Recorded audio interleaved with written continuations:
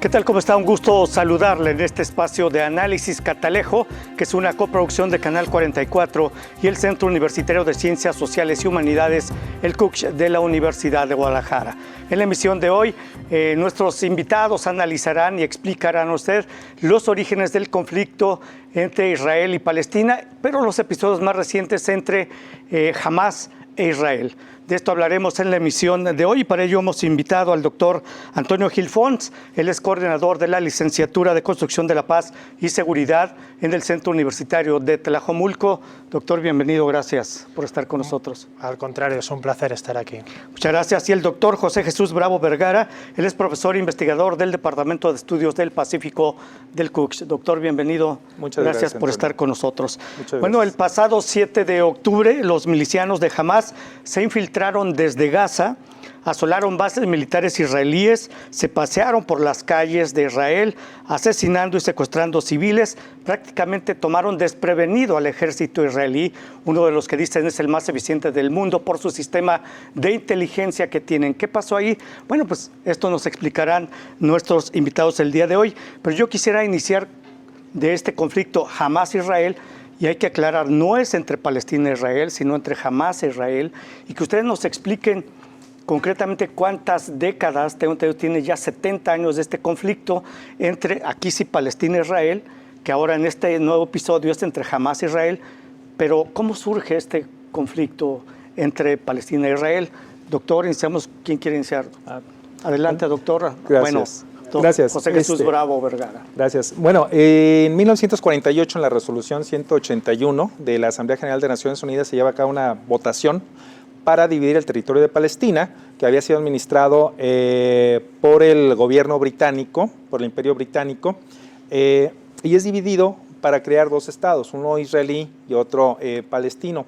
Precisamente hay una serie de situaciones en las cuales se había definido que el 55%, alrededor del 55% del territorio iba a ser para el Estado de Israel y el resto para la población palestina.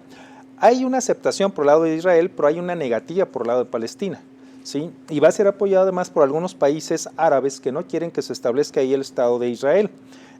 Comienza una especie, lo que le va a ser definida como la guerra de independencia de Israel y terminan con algunos territorios todavía, más territorios, digamos, en Palestina, dominados por el Estado de Israel, y posteriormente se van a presentar otra serie de conflictos. Se habla, por ejemplo, la misma guerra de 1956, cuando se nacionaliza el canal de Suez por parte de Egipto. Esta guerra va a confrontar a Egipto por un lado y a Israel, Francia y Reino Unido por el otro. La guerra militarmente la ganan los tres países aliados, pero diplomáticamente la pierden. Es otorgado la nacionalización al Estado de Egipto, al país egipcio, y posteriormente se presenta otra situación que va a ser muy, muy interesante, muy fuerte.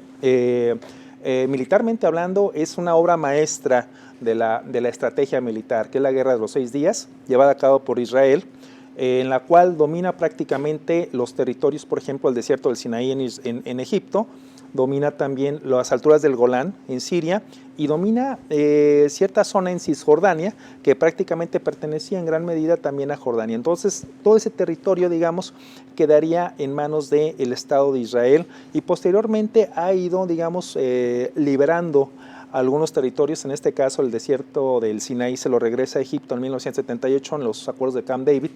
Es el primer estado, Egipto, el que establece, el primer estado árabe que establece relaciones diplomáticas con Israel. Eso es importante también señalarlo. Obviamente también ha habido una serie de levantamientos de la población en Palestina que cada vez también ha sido más reducida por los colonos israelíes, por el Estado de Israel.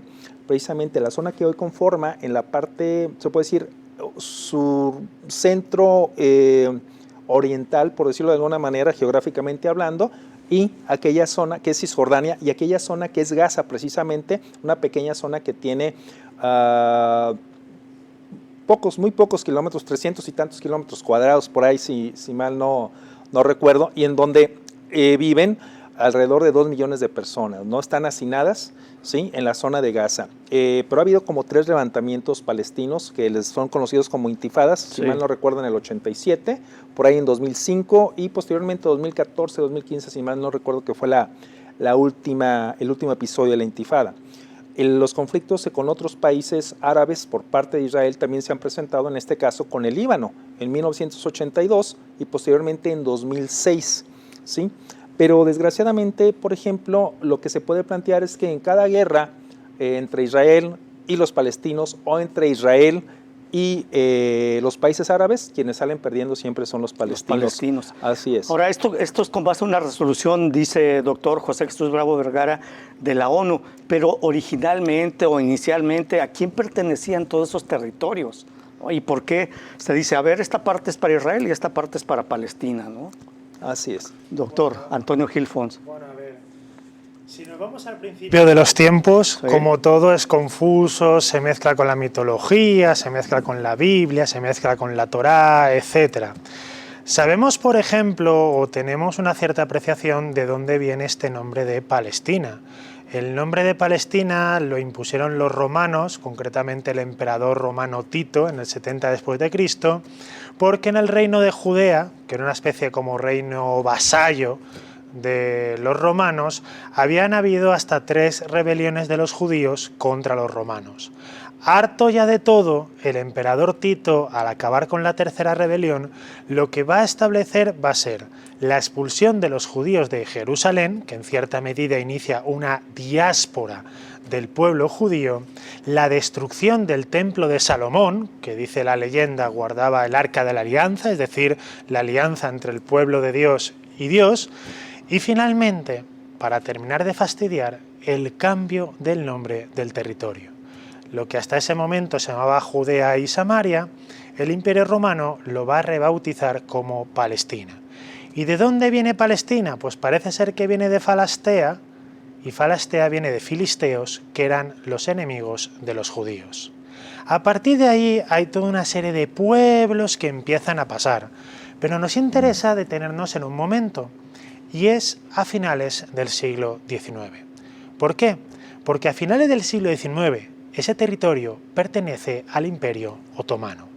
Y el Imperio Otomano no es un estado nacional, es un estado donde hay un sultanato y donde tiene súbditos de diferentes religiones. Es decir, la nacionalidad no conlleva derechos y obligaciones, sino que conlleva la religión esos derechos y obligaciones. Entonces la mayoría son musulmanes, pero también hay muchos cristianos y también algunos judíos.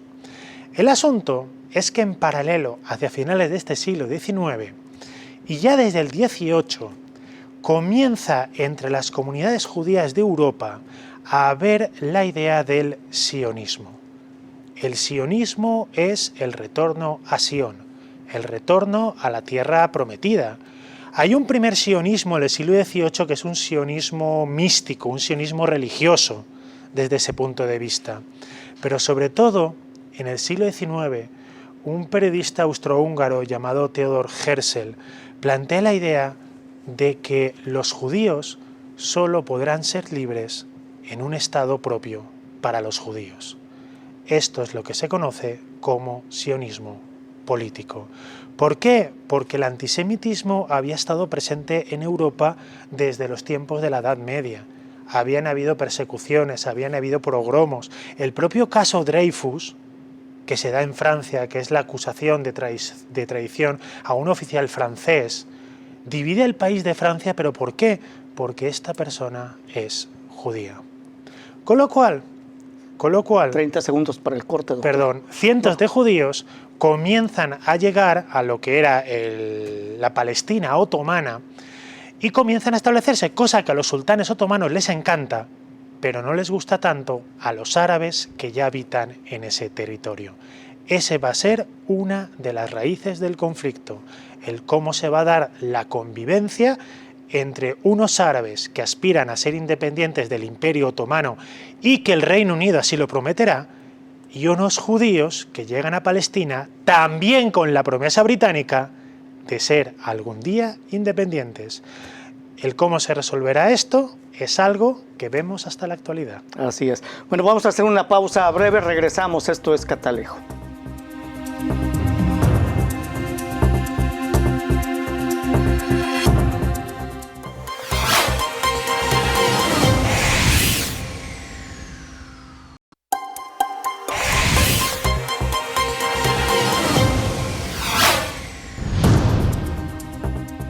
Bueno, gracias por seguir con nosotros en Catalejo, coproducción de Canal 44 y el CUCH.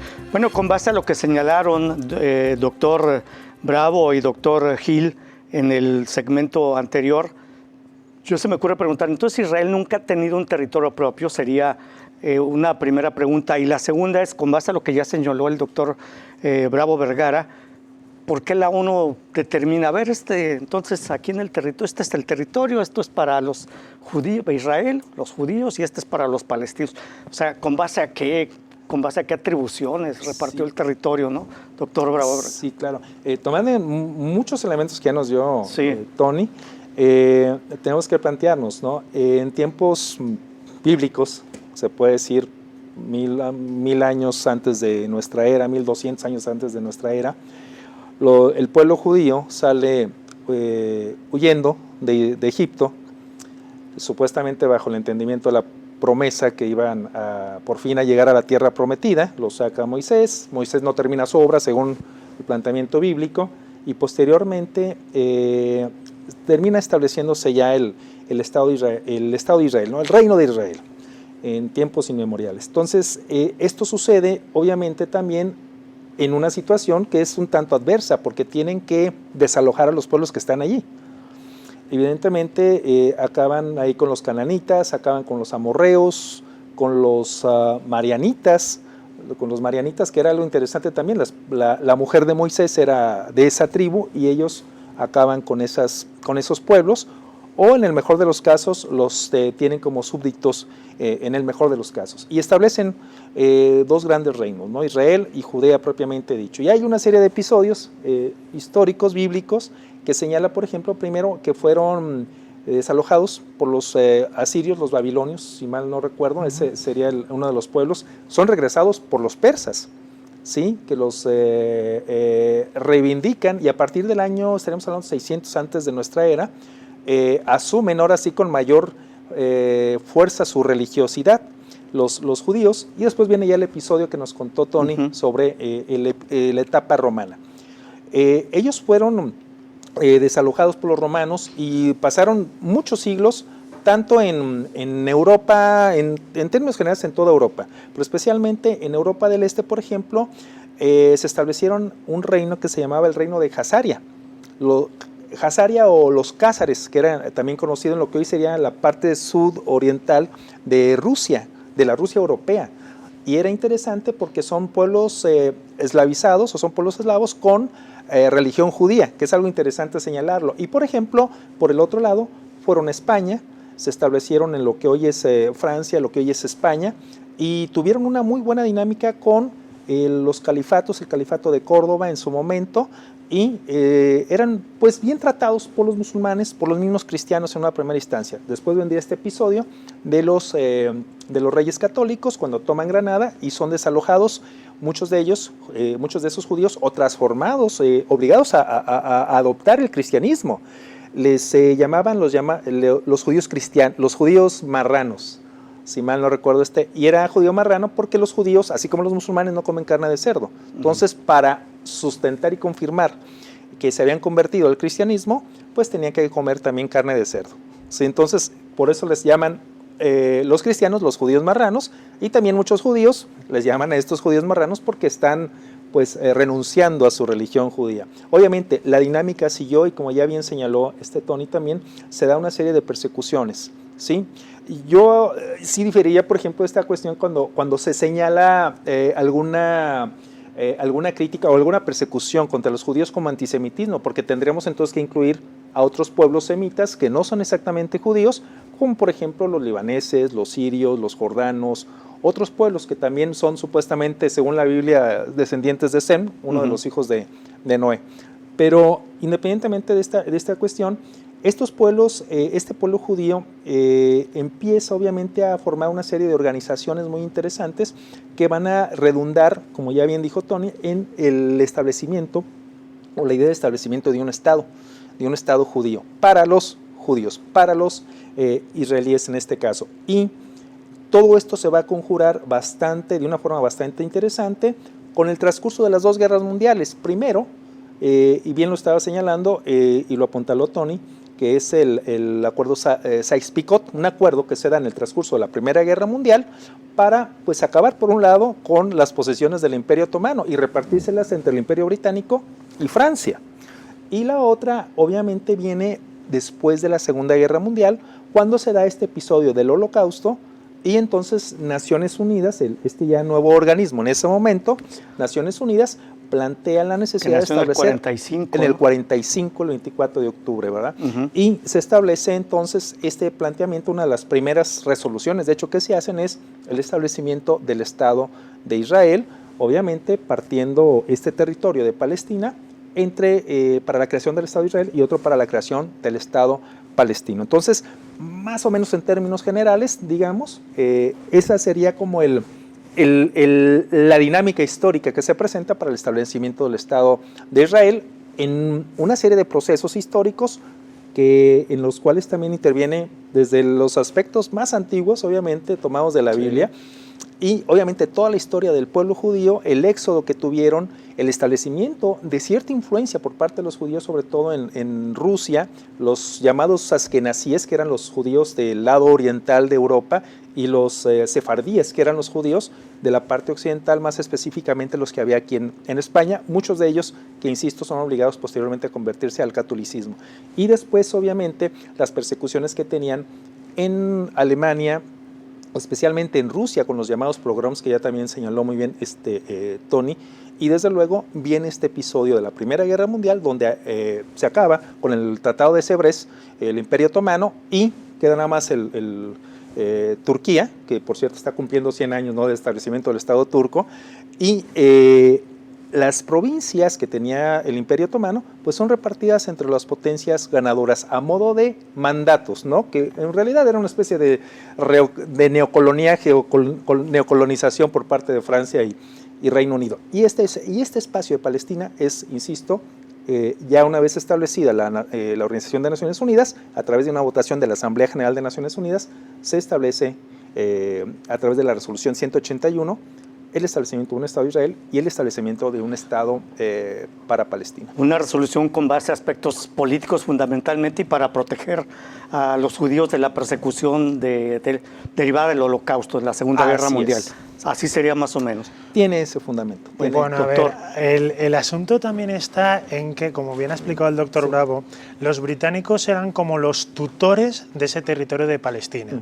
A ese territorio donde cada vez estaban llegando más judíos, especialmente desde la llegada de los nazis en el año 33 y sobre todo después de la cuestión del Holocausto, porque el Holocausto tiene un drama para los que sobreviven y es, has sobrevivido a la Shoah del pueblo judío, pero ¿dónde regresas? ¿A la ciudad donde tus vecinos te acusaron? ¿A la casa donde ya está ocupada o está destruida? Con lo cual muchos judíos no saben a dónde ir. Y después de lo que ha pasado, cobra fuerza esa idea del sionismo político de el único lugar donde un judío estará seguro será en el Estado judío. Entonces, cada vez más aumenta la emigración judía hacia la Palestina británica. Sin embargo, esto no le gusta a los sectores más nacionalistas árabes, que ya los propios británicos les habían prometido desde el 1916 un Estado propio. Esto va a llevar, por ejemplo, a una severa revuelta, la revuelta árabe en Palestina entre el año 36-39. Contra los británicos. Pero tras la Segunda Guerra Mundial, y estamos hablando de una guerra terrible, los enfrentamientos entre palestinos judíos y palestinos árabes continúan. Y los británicos se ven atrapados en medio. ¿Y qué es lo que hacen los británicos? Pues algo muy británico, pasarle el problema a otro. Y se lo pasan a las Naciones Unidas.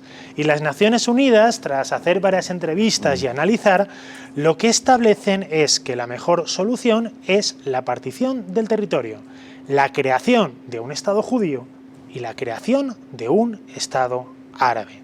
¿Y cómo se hace la división? Pues fundamentalmente por tema demográfico. Allá donde los judíos estaban sentados sería para los judíos, allá donde los árabes estaban sentados sería para los árabes, y aquellas zonas que estaban despobladas, como por ejemplo el desierto del Negev, sería fundamentalmente para los judíos para que se pudieran establecer. ¿Cuál es el problema? Y eso igual nos lleva a otro debate.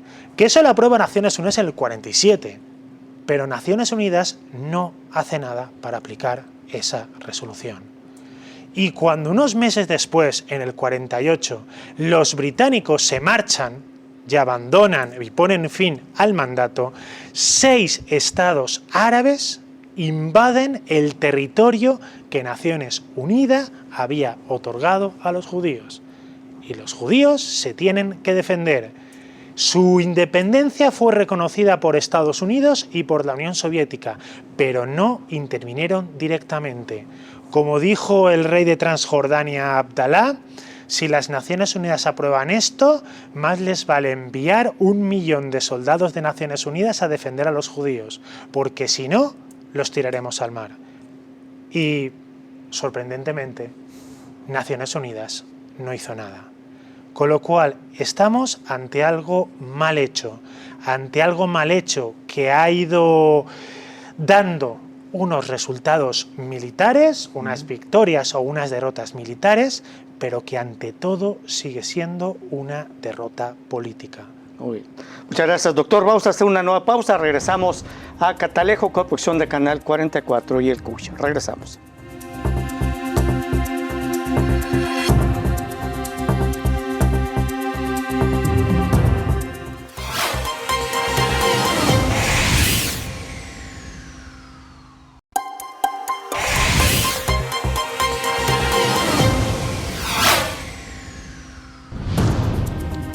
Bueno, muchas gracias por seguir con nosotros en Catalejo, y luego de estos antecedentes históricos que nos han dado a conocer nuestros invitados, muy interesantes. Por cierto, ¿qué ocurrió a partir del 7 de octubre entonces con base a esto?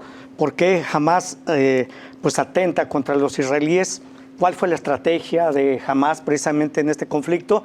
Y si nos remontamos también a lo que acaba de señalar, pues yo inferiría que entonces, y con base a lo que ha ocurrido de hace 7 décadas, pues nadie ha quedado muy conforme con la resolución de la ONU de ese entonces, ¿no, doctor Bravo Vergara? Sí, bueno, tendríamos que tomar en consideración, obviamente, que cada guerra árabe-israelí, como ya hemos señalado, los palestinos son los que salen perdiendo. Siempre salen perdiendo. Hay una serie de leyes que tienen los israelíes. Si hay un abandono que dura alrededor de 2 o 3 meses por parte de la población palestina, este territorio es confiscado por el Estado de Israel, ¿sí?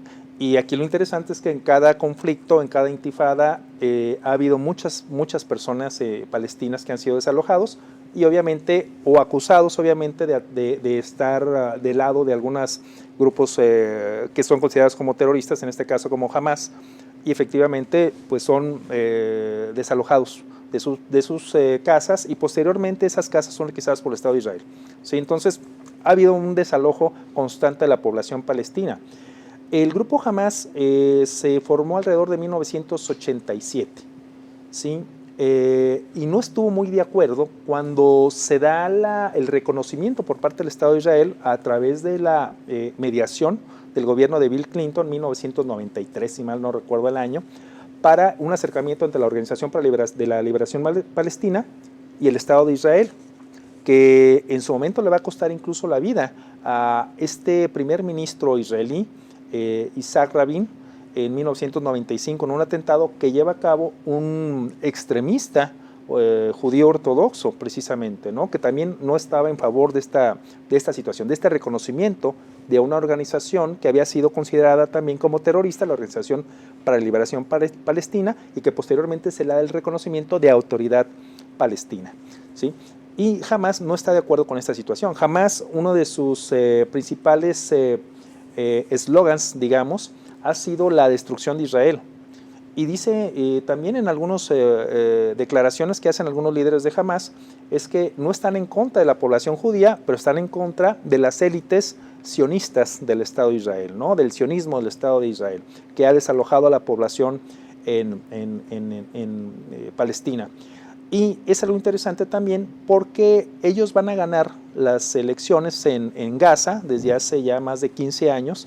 Ganan las elecciones en la región de Gaza, que tiene, pues es un hacinamiento prácticamente de 300 y tantos kilómetros cuadrados, donde viven 2 millones, poquito más de 2 millones de personas, que tiene una frontera muy pequeña con Egipto, que tiene una salida al mar y que tiene el resto de su territorio que va hacia el Estado de Israel prácticamente topado por un muro que construyeron en 2002 el Estado de Israel para contener y tener una mayor vigilancia sobre aquellas personas que pudieran causarles daño. Esa es una de las cuestiones aquí muy importantes. Y en el caso, por ejemplo, del ataque del 7 de octubre, se da un planteamiento, no es un grupo, Ezedin al-Qassam, si mal no recuerdo es el grupo, que es el que es dirigido por Mohammad Deif, ¿verdad? Es Mohammad Deif. Y él comandó esta operación, donde mandan alrededor de 1.500 milicianos. ¿Cómo cruzaron la frontera? Una frontera altamente vigilada, todavía sigue siendo una incógnita. ¿Cómo se infiltraron? ¿Cómo se infiltraron? Y además porque habían tenido la posibilidad de acumular alrededor de 5,000 proyectiles en poco tiempo. ¿Cómo no es posible que uno de los agencias de información de seguridad más importantes del mundo de algún país, en este caso Israel, que es el Mossad, no se haya dado cuenta de esta situación? Hay algunos informes que señalan que la agencia secreta de seguridad de Egipto dio informes acerca de esta operación y no se quiso hacer caso. ¿Sí? No se quiso hacer caso. Entonces, por eso tuvieron cierta efectividad inicialmente. Se lanzan al ataque en contra de la población del Estado de Israel, en contra de la población civil, desgraciadamente también.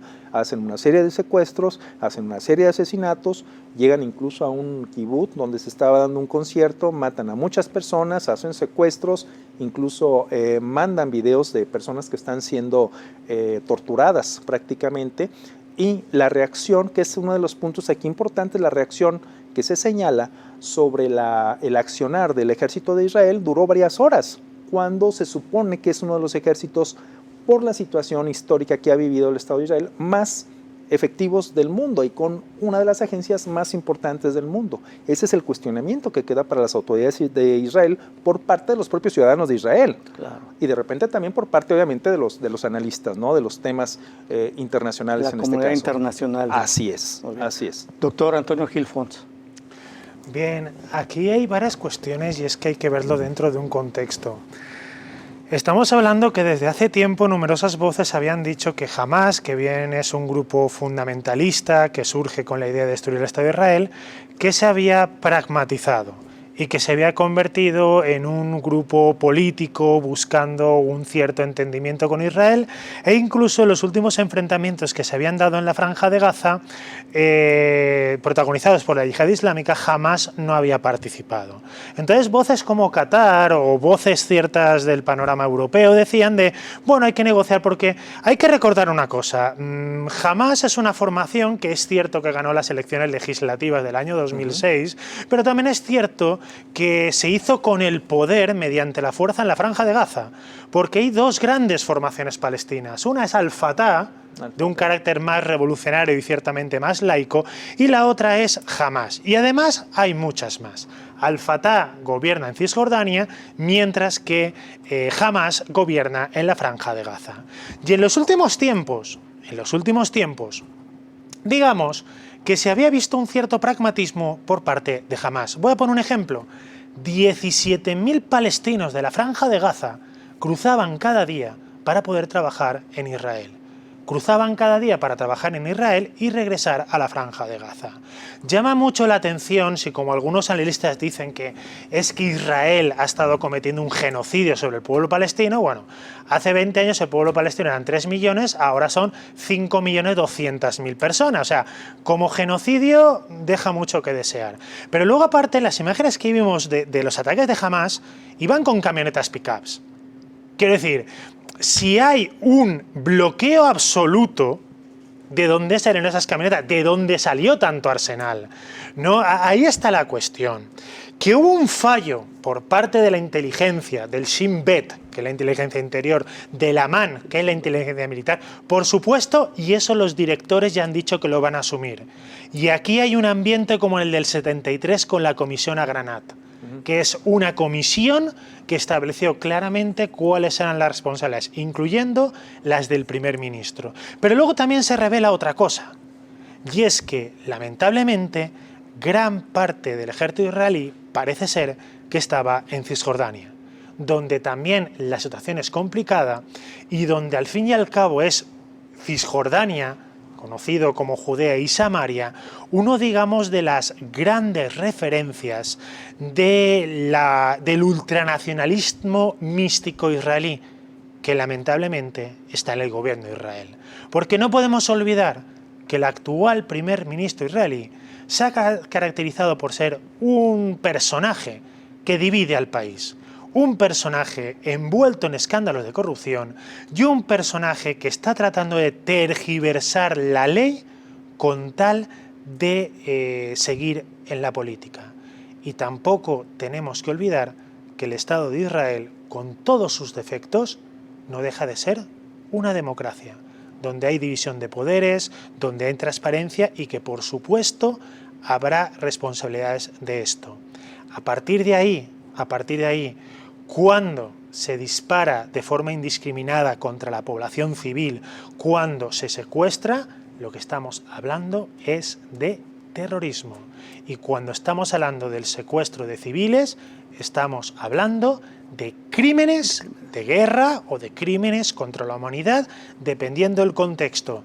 Y una cosa más, 30 segundos. Llama mucho la atención, y es otra cuestión a plantear, y eso nos daría otro debate.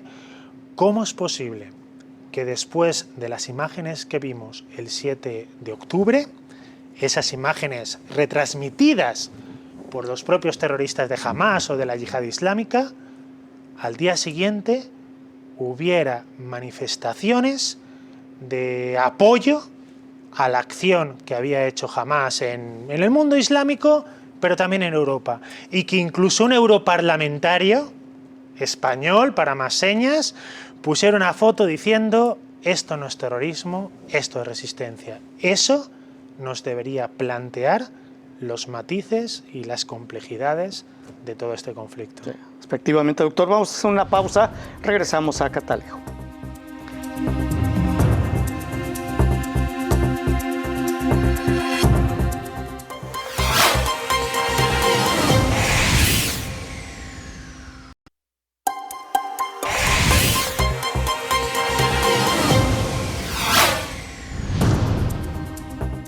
Bueno, continuamos en Catalejo. El tema es el conflicto que se está realizando entre Hamás e Israel en esta zona de la Franja de Gaza, que por cierto se considera como el campo de concentración más grande del mundo, ¿no? Así se tiene considerado. Y lo que mencionaba el doctor Antonio Gil Fons del hecho del 73, que va a ser investigado más o menos en los mismos términos, lo que ocurrió el 7 de octubre a lo ocurrido en el 73, fue la guerra del Yom Kippur también, que fue prácticamente ahí otro ataque sorpresa contra el ejército israelí, que los agarró igual totalmente desprevenidos. Hay algo que quisiera que precisamente todo esto que han señalado, de que Egipto avisó desde 2 meses antes, yo había leído, y Israel no hizo absolutamente nada. Y bueno, dice: quien quiera frustrar el establecimiento de un Estado palestino tiene que apoyar a Hamás. Estas son palabras del primer ministro israelí Benjamín Netanyahu en 2019. Y bueno, él no es el único de la cúpula israelí que se ha pronunciado en este sentido. Y durante décadas, pues Israel ha tolerado a Hamás, les ha apoyado incluso, y ahora precisamente este grupo se les revierte, ¿no? Entonces, aquí sospecharía que hubo algún acuerdo entre Israel y Hamás para esta ofensiva de Israel, agarrando parejo a todos y especialmente contra los palestinos. Civiles, ¿no, doctor? Sí, yo sí vería esta situación muy difícil porque Israel identifica a Hamás como un grupo terrorista, al igual que lo hace Estados Unidos, al igual que lo hacen que me parece que la Unión Europea, si no hay, ahorita me desmientes, Tony, eso me parece que es algo importante señalarlo. Es diferente, por ejemplo, la posición que tienen con la dirigencia en Cisjordania, pero en Gaza pasa esta situación. Aquí me parece que es interesante también señalar que Hamás tiene muy clara también su posición de destrucción del Estado de Israel. ¿Sí? Si bien, como ya señalamos en el corte anterior, era como esa situación de decir, mi guerra no es contra el pueblo judío, mi guerra es contra el Estado de Israel. A final de cuentas, por desgracia, se lleva entre las patas en estas acciones a población civil judía y la asesina de una manera terrible. O sea, lo que comete Hamás es un acto terrorista que tiene que ser identificado, reconocido y obviamente sancionado, tiene que ser castigado desde ese punto de vista. Cuando se plantea, desgraciadamente, también esta otra parte, hay que señalar también al Estado de Israel si es posible plantear hasta dónde ha llevado a cabo también una dinámica constante de desalojo de la población palestina, ¿sí? De desalojo hacia otros países, de desalojo en su propio territorio. La situación en Gaza es muy fuerte porque hay mucha población, más de 2 millones de personas en un lugar muy pequeño, pero viene otra serie de cuestiones, ¿no? Bien señalaste hace rato, le identifican como la prisión más grande del mundo al aire libre, según Human Rights Watch, ¿no? Entonces no está hablando un país árabe, está hablando una organización internacional no gubernamental reconocida que trata ese tipo de temas, donde la población tiene poca alimentación, la población tiene poca medicinas, poco acceso al agua. Todo ese tipo de cuestiones me parece que son importantes señalar.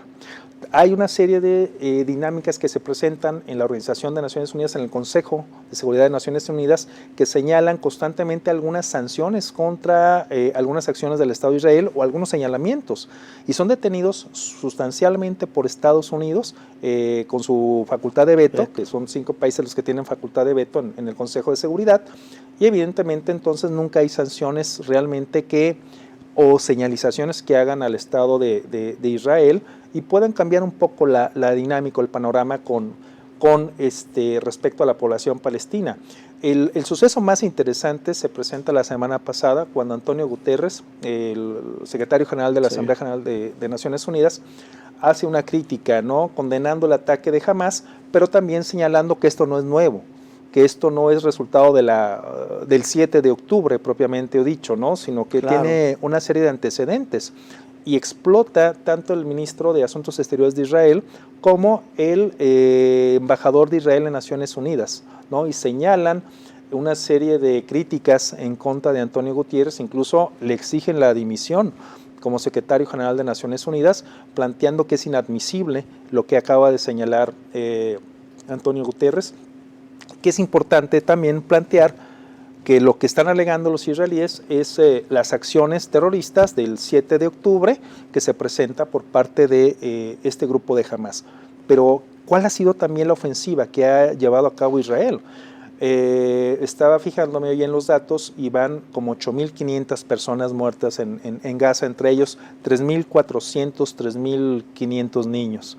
¿Sí? Entonces estamos hablando de población civil, que esa vida o cada vida palestina no tiene el mismo valor que una vida de un ciudadano israelí, sea civil, sea soldado. Me parece que esa es la parte que también tenemos que identificar y es donde se tiene que presentar también una serie de ofertas de mediaciones bastante fuertes por parte de las grandes potencias para que Israel pueda desistir un poco de esa intensidad del ataque en contra de la población palestina en Gaza.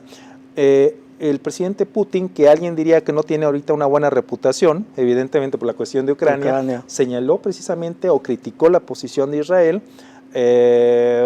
Si quieren ustedes señalarlo, hasta por cuestión de desviar la atención, pero hay algo importante que señala, paradójicamente, que es que Israel está llevando a cabo una serie de castigo colectivo o de sanción colectiva contra el pueblo palestino en toda Gaza, en toda la zona de Gaza, cuando lo que pretende es acabar con la población, con los agentes de Hamás. Y desgraciadamente también la otra situación se presenta porque los agentes de Hamás están insertados obviamente en Gaza, en una población que está muy apeñuscada en un pedazo de territorio muy pequeño y que desgraciadamente ponen en peligro a la inmensa mayoría de la población palestina en esta zona restringida, originalmente también por el Estado de Israel desde 2002 con ese muro. Claro, También. y efectivamente lo de Antonio Guterres en las Naciones Unidas, pues él señaló estos crímenes, que los calificó crímenes de guerra por parte de Israel, que se considera una reacción desmedida y además una doble victimización de los palestinos, porque jamás también comete actos atroces en contra de los palestinos, ¿no? Entonces ahí están los palestinos por un lado sufriendo por Israel y sufriendo también por parte de Hamas. Vamos a hacer una pausa, regresamos ya al final de Catalejo con el doctor Antonio Gil Fons. Ya volvemos.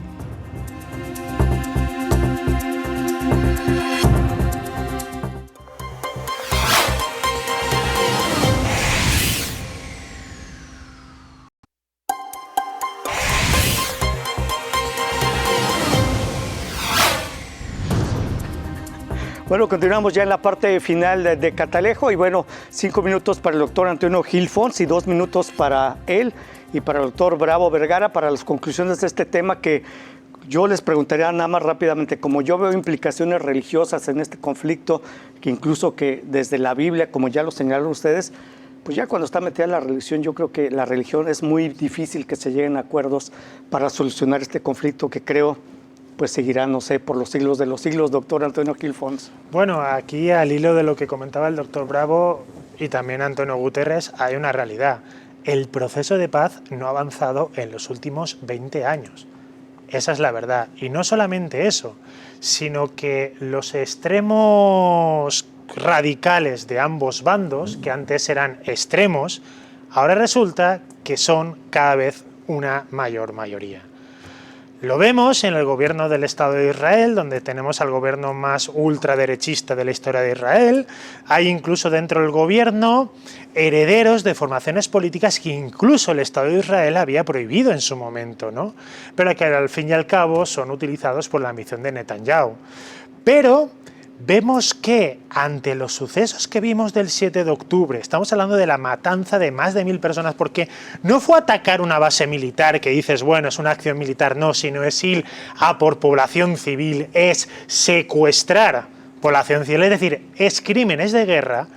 Hemos observado cómo representantes de la Autoridad Nacional Palestina, representantes de Al-Fatah, hacen un malabarismo total, lejos de condenar lo que es un acto terrorista. ¿Y por qué no lo hacen? Porque probablemente perderían el control de la calle si condenan las acciones de Hamas. Con lo cual, tenemos un momento donde cada vez hay más extremistas, donde hablar de paz ahora mismo es complejo. Esa es la verdad. Pero que, sin duda, en su momento habrá que trabajar para generar condiciones de seguridad y paz, porque aquí tenemos una maldición, y es que cada cierto tiempo este conflicto salta a la siguiente generación. ¿Y cuántas generaciones han pasado ya que han sufrido este conflicto? Esa es la verdad y eso es lo que hay que tomar en cuenta. Y la acción de Hamas, auspiciada por Irán, no se produce en cualquier momento, se produce en un momento donde israelíes y árabes se estaban aproximando. Israel con Marruecos, con Sudán, con Emiratos Árabes Unidos, con Arabia Saudí. Y esta acción va a detener, pienso yo, temporalmente esa aproximación que había entre árabes e israelíes. Eso sí, sin duda, esto pasará y se podrá encontrar lugares donde construir paz y seguridad entre las comunidades. La pregunta y la gran cuestión y la que pocos tienen respuesta es ¿qué hacer con Hamas? Porque ¿alguien duda que el objetivo de Hamas el 7 de octubre era justamente lo que está pasando ahora en la Franja de Gaza? Jamás necesitaba poner muertos encima de la mesa, sean israelíes o sean palestinos. ¿Para qué? Para bloquear la aproximación el entendimiento entre los árabes y los israelíes. Y al final, ¿quién resulta beneficiado? Un Irán, una República Islámica de Irán, que sigue actuando tras bambalinas a través de Hezbollah en el Líbano o de Ansar Allah en Yemen y, por supuesto, en la Franja de Gaza, con Hamás. El problema y la tristeza, la población civil atrapada entre ambos extremos. Sí, muy bien. Doctor Jesús Bravo. Pues para terminar, prácticamente me parece que es importante señalar que hay una gran responsabilidad de las grandes potencias. La comunidad internacional. La comunidad internacional, pero sustancialmente me parece que quien tiene la capacidad para mover los hilos es Estados Unidos. Estados Unidos ha sido fundamental, por ejemplo, en el acercamiento en su momento en el 1978 en Camp David entre Egipto e Israel. Me parece que fue muy importante, fue esencial, trascendental en 1993 en el acercamiento de la Organización para la Liberación Palestina y el Estado de Israel. Entonces, desde ese punto de vista me parece que es clave. Estados Unidos debe de plantearse la posibilidad de acercarse a Israel, de señalar la necesidad de establecer una dinámica de paz, también para quitarle armas a Irán. Me parece que eso va a ser importante. Necesita establecer una dinámica, insisto, de acercamiento que plantee la necesidad de Israel de sentarse en la mesa de negociaciones con los palestinos, que permita la posibilidad de que exista un Estado palestino y que los palestinos se hagan cargo de su Estado.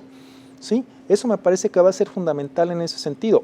Creo que va a ser muy difícil porque los israelíes quieren un Estado para los israelíes y ahí no caben los palestinos o al menos los palestinos que no quieran ser parte incluso del mismo Estado de Israel, que hay muchos palestinos de nacionalidad israelí, que así lo marca también la dinámica de la ciudadanía del Estado de Israel. Pero me parece que es importante desde ese punto de vista. La cuestión religiosa también es importante. Es el lugar sagrado para las tres grandes religiones monoteístas y yo me atrevo a decir que es una sola religión a final de cuentas. Si vamos a fondo, el judaísmo, el cristianismo y el islam están prácticamente enlazados por un mismo Dios y por muchos personajes que aparecen en la Biblia, en lo que nosotros conocemos como Nuevo Testamento y desde luego también en el Corán. Entonces me parece que es importante señalar, identificar la necesidad de una dinámica de estabilidad, de paz en una región que es muy importante para todas las comunidades religiosas monoteístas, pero por el otro lado que es muy importante también señalar la necesidad, el derecho del pueblo palestino a existir, como lo tiene también el pueblo de Israel a tener su propio Estado. Sí, rápidamente una pregunta, ¿por qué a Irán no le conviene este acercamiento que hubo o que estaba ya habiendo entre Israel y las naciones árabes? Doctor. Porque rápidamente, durante la segunda mitad del siglo XX, las dinámicas regionales iban en torno al enfrentamiento entre Israel y los árabes. Sin embargo, con el cambio de siglo estamos transitando a un enfrentamiento revestido de religión, pero en realidad entre sunís y chiís, que son dos ramas del Islam, pero sobre todo estamos viendo un enfrentamiento geopolítico entre Arabia Saudí e Irán por el poder regional. Y en este sentido, Arabia Saudí ha visto que acercándose a Israel también se aproxima a Estados Unidos y que pueden ser dos grandes aliados para contraponer al poder creciente de la República Islámica de Irán. Doctor. Sí, precisamente, me parece que es fundamental la reticencia que tiene Irán en ese sentido, y lo que trata de plantearla es hacer una separación o por cuando menos limitar el acercamiento que está teniendo Israel con los estados árabes y con la posibilidad de acercarse con Arabia Saudita, que todavía no tienen una interacción plena, pero que se dirigían para allá, ¿no? Con Bahrein, con Jordania, que ya había establecido relaciones diplomáticas hace tiempo, con Sudán, con Marruecos y por ahí Emiratos, me parece, ¿no? Que con Emiratos Árabes Unidos, con Bahrein y el caso Sudán, porque además, si hay una buena relación entre Israel y un país árabe, eso le da la posibilidad a ese país árabe de acceder al F-35, que es uno de los aviones más avanzados de la Fuerza Aérea de los Estados Unidos. Muy bien. Pues muchas gracias, les agradezco, doctor Antonio Gil Fons y doctor José Jesús Bravo de Vergara, por habernos ilustrado pues muy bien sobre este conflicto desde sus orígenes y cómo va actualmente, y bueno, visos de solución, pues quién sabe cuándo. Muchas gracias, doctor Antonio Gil Fons. Un placer. Doctor José Jesús Bravo de Vergara, muchas gracias. Muchas gracias a usted, nos escuchamos y vemos en la siguiente emisión de Catalejo. Hasta luego.